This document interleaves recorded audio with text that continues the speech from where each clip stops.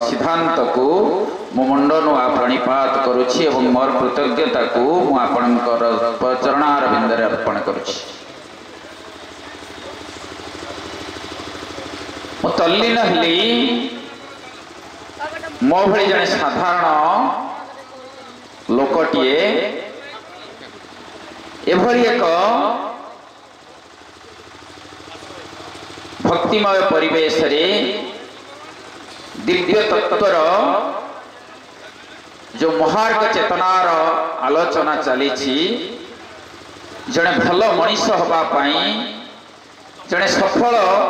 गृहस्थ हवा पाई एवं जो सनातनी धर्म चेतना रे उत्तर पीढ़ी को निर्माण करने पाई जो गुरुंकर आदेश जो गुरुंकर निर्देश जो गुरुंकर शरणागति रे ये सब संभव हब एक महती अनुकंपा रखी रौप्य जयंती अवसर रे ये आसन जो एभली एक भव्य दिव्य सभार आयोजन करिछि समस्त आयोजक भाई एवं मां ठारे मोर कोटि कोटि दंडवत।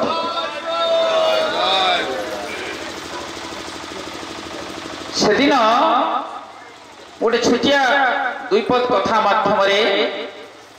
मो कथा को रखी ये कहानी गोटे मनगढ़ा कहानी ये कहानी अंतस्वर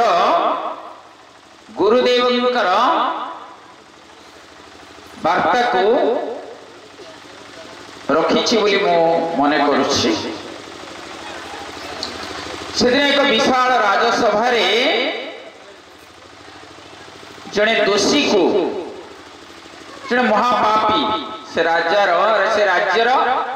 जड़े दुर्दश पापी को दंड दबा पाई राजसभा राजा आमंत्रण करिछन्ति। समस्त पारिषद मानक गहन रे राजसभा चलीथिला बेले एक सुमधुर बंशी मूर्छना रे दंड प्रदान करने को बसिथिबा राजा विचलित होउछन्ति। पात्र मंत्री पारिषद वर्ग को कहउछन्ति किए रे से दुष्ट बंशीवादक बंशीवादन करी ए सभार गुरुत्व को नष्ट करुछि ताकु जाई हरियाणा एवं जहाँ यथारीति दंड प्रदान करा जिवो मु ताकु करिबि। ए कथारे राजांकर अहमिका प्रतिपादित होछि आम समस्तक भितर ताहा अछि। जो गुरुजी कहूथिले सो अहमर मंत्र से अहमिका को विवर्जित करी मु जदि भाबु नाही जे से जे मु से ये जो पातर अंतर नीति मो पाखु जदि दूर हो नाही ताहले मो गुरुकर आश्रित नुह। चली गले पात्र मंत्री गण खोजी खोजी से शब्द को अनुसरण करी बंशीर स्वर को अनुसरण करी पहुंचिले एक नई कूल नई कूल एक गछ उपरे गोटे गाईआल पिलाटिए बसी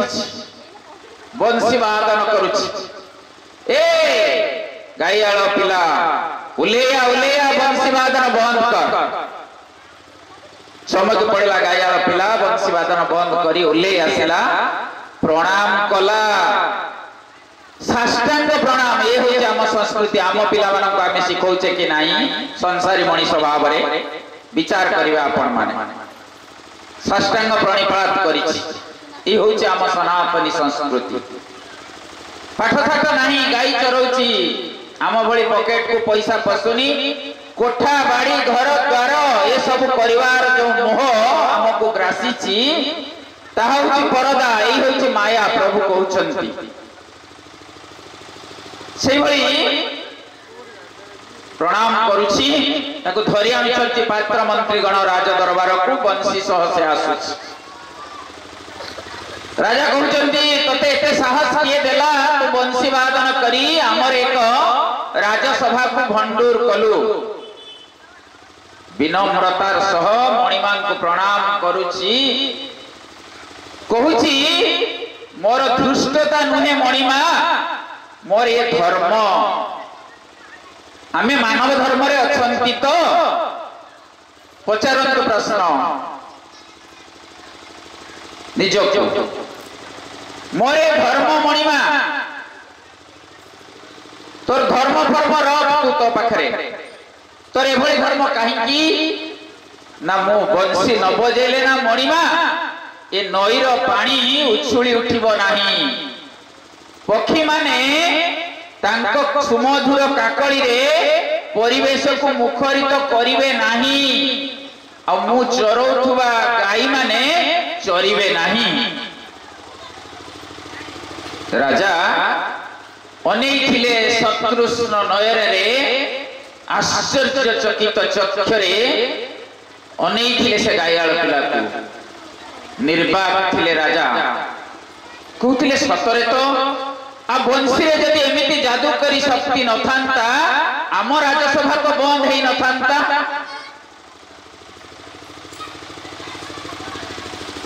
नरमी गले राजा राजांको कंठरे जो क्रोधाग्नि थिला ता प्रशमित हला निजर संबित फेरिला कहिले अरे तू मते से बंशी वादन शिखई देई पारिबु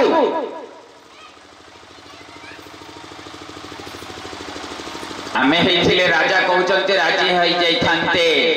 पुला पुला पैसा अर्थ मते मिलिबो प्राप्ति हेई जीवो मो गायाळ पणरु मु बड़ हेई जीवि धन्य हेई जीवि मना कला रोक पारिबेनी मणिमा काहे की पारिबेनी ना आपनको से अहंकार राजसिंहासन रु उल्ले आसीबा को पड़िबो से अभिजात्यर वृथा अभिजात्य अळिक अभिजात्यर जो पोशाक आपण पिंधी राजा हेइचंती ताकू सब परित्याग करिवा को पड़िबो मणिमा आपण जदि करि परिबे सिंहासन रु उल्ले आसीबे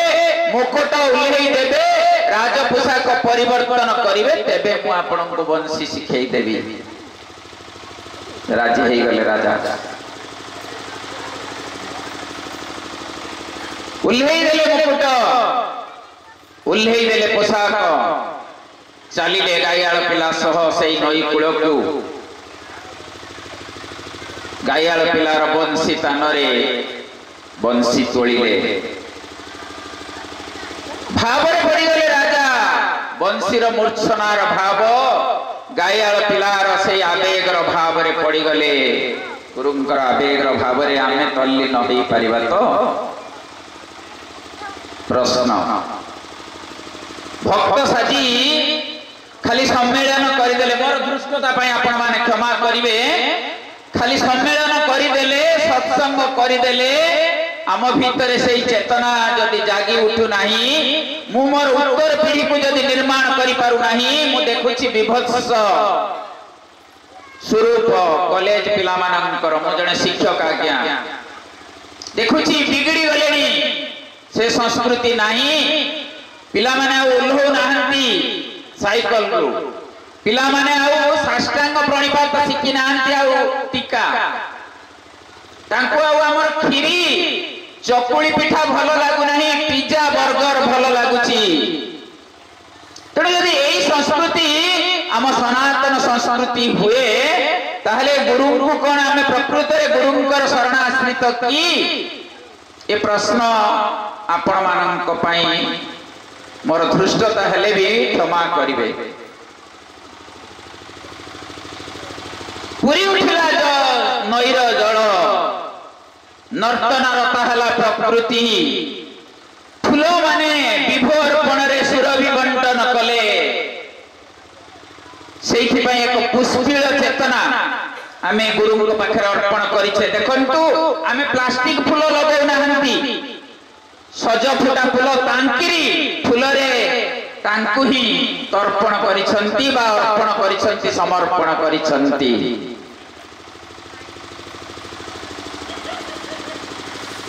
पक्षीर काकली रे फरीगला ये पोखरी पक्षीर काकली होउची आम भीतर थिबा गुंजरण आमे समस्ते छाड़ी परिबा तो